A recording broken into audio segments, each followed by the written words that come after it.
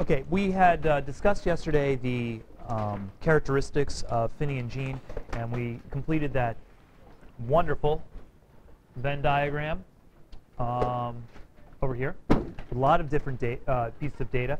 And then it was time to arrange that data in some sort of order so we could answer the two questions of all symbolic representation. What are those two questions? What does this symbol represent, and what is the author comment about it? That's right. What does this thing represent, and what is the author saying about it?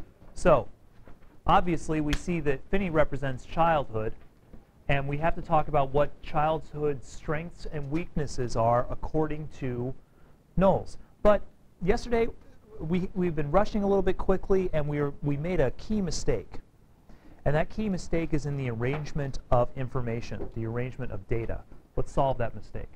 How do we know that Finny is a child? How do we know that Finny represents childhood?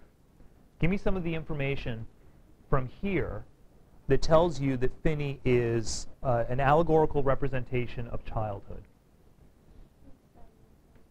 Okay, he's friendly,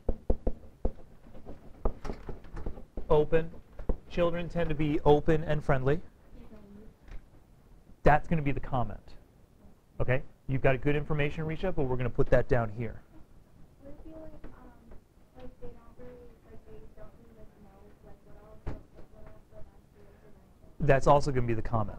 So now you're starting to see where I'm going with this. There are two pieces of information. One piece of information shows me how he's a child. The other piece of information is a comment on the values of childhood. Where is it strong? Where is it weak? Does that make sense, Priyanka? Okay, so yeah, Elise. That's, once again, one of the comments on strengths or weaknesses. I just want characteristics of Finny that seem just inherently childlike in nature. I'm sorry? He's fun. Okay, so, and he's geared toward fun. So, Sonia, his entire purpose of being is for him and everybody else to have fun, usually around sports, right? So, he's fun. And sports, athletics, drive him. Sydney.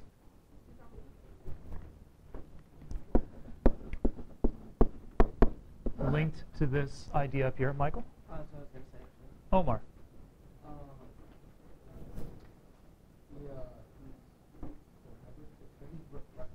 Oh, reckless. Good. Children are reckless. Children do not look before they leap. There's separate piece connection. Yes, Emily. Oh, imaginative. Give me data or evidence that he's imaginative. Like he's creative. Good. So he's creative. Imaginative.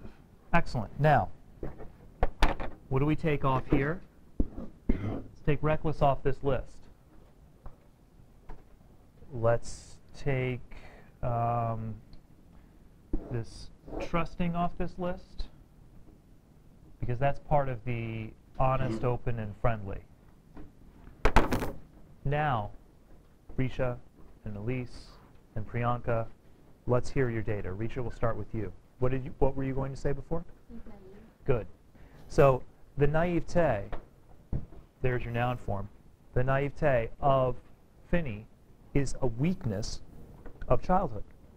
So we can see that childhood suffers from the fact that it cannot understand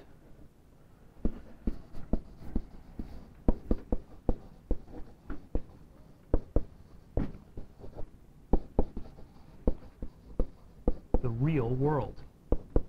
It understands fantasy worlds a lot better than it understands the real world quite often. Priyanka, what were you going to say? Oh, I was just going to say that he doesn't understand the medicine. Same sort of thing. Okay, so we get the denial. Elise.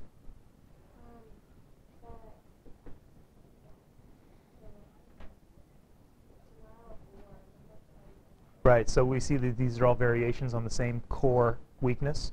This sort of denial, this inability to face what's really going on. Any strengths of childhood? Okay, he can get away with things, but why? But he can't get away with everything because he can't cope with the war, right? So the war claims him, even though that headmaster doesn't at that moment. He's a good friend. I think that we need to do this. I think we need to focus on Finny's childish strengths of being happy, optimistic, of seeing the world as it should be. There's this optimistic friendliness about that that's very positive. Idealism helps give us direction. Do you remember saying that, let's see if it's on our Ben, Gene was a follower, Finny's a leader, and some of you asked, well, how children aren't really leaders, are they? Your ideals, what you think should happen, guide your actions. Whenever you are acting, making decisions in your life, you're always making actions to bring about the ideal world that you want. Why would you do work in school? So you can be successful, so you can be happy, so you can get into college, so you can get a decent job, so you can be secure. You are always working for those ideals. So this optimism and this idealism is wonderful, and it helps lead us. Let's open books. I believe it's page 202.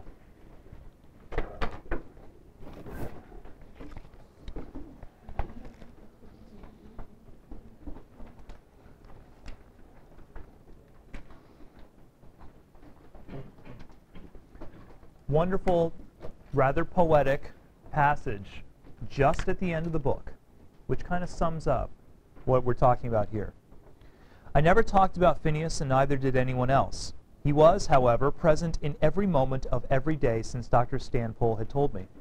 Finny had a vitality which could not be quenched so suddenly even by the marrow of his bone. That was why I couldn't say anything or listen to anything about him, because he endured so forcefully that what I had to say would have seemed crazy to anyone else. I could not use the past tense, for instance, and what they had to say would be incomprehensible to me. And here we go to the point. During the time I was with him, Phineas created an atmosphere in which I now continue to live, a way of sizing up the world with erratic and entirely personal reservations, letting its rock-like facts sift through and be accepted only a little at a time, only as much as he could assimilate without a sense of chaos and loss. Like I said, it's rather poetic. But the strength here is this happy optimism, this entirely personal, selfish kind of way of seeing the world that ultimately leads to some sort of good. And Gene says, I'm keeping that with me.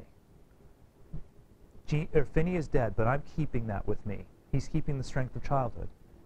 Does that mean that you also get strength because you don't know about the bad things yet? But if you don't know about the bad things, you can't stop them from hurting you. That's the problem with naivete, right? So what Gene's striving for, I think, in this passage, and what Knowles is striving for, is some sort of balance where I take the strengths of childhood, but I also have the strengths of adulthood at the same time. So that's a good point, Kristen, to bring us over to Gene.